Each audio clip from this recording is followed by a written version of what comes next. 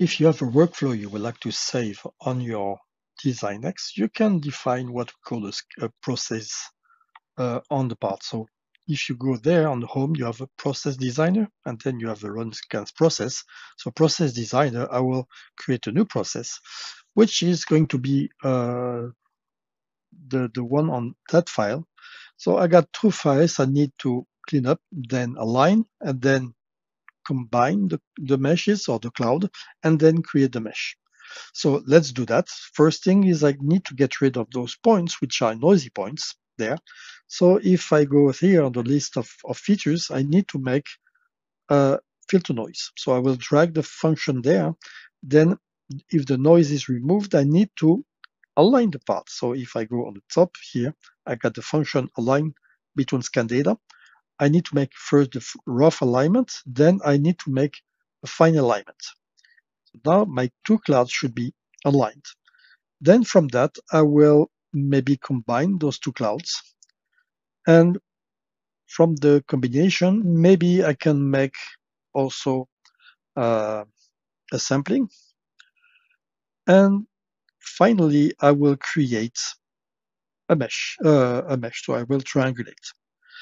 So this is my process. I will now define the parameters. So filter noise, usually I use always 1500. Okay, then align between scan data. I make auto guess. I can make more options if I want to. So speed, I don't want to take too much time on that.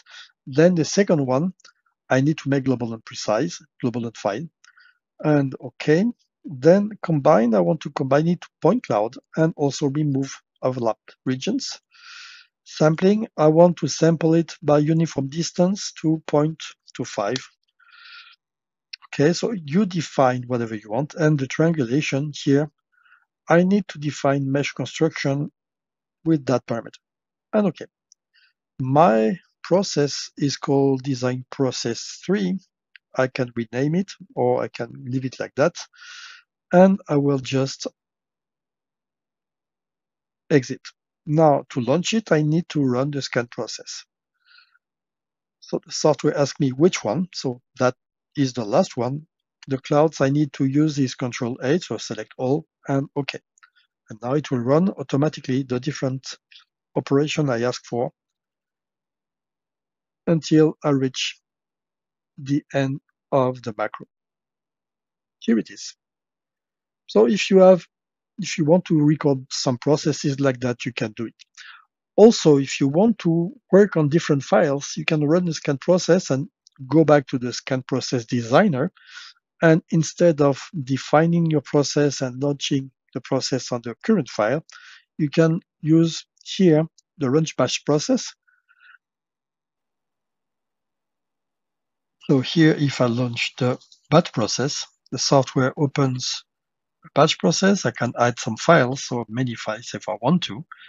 Then I can run the process of each folder on each file, and then I can run it, and it will run on all the files here.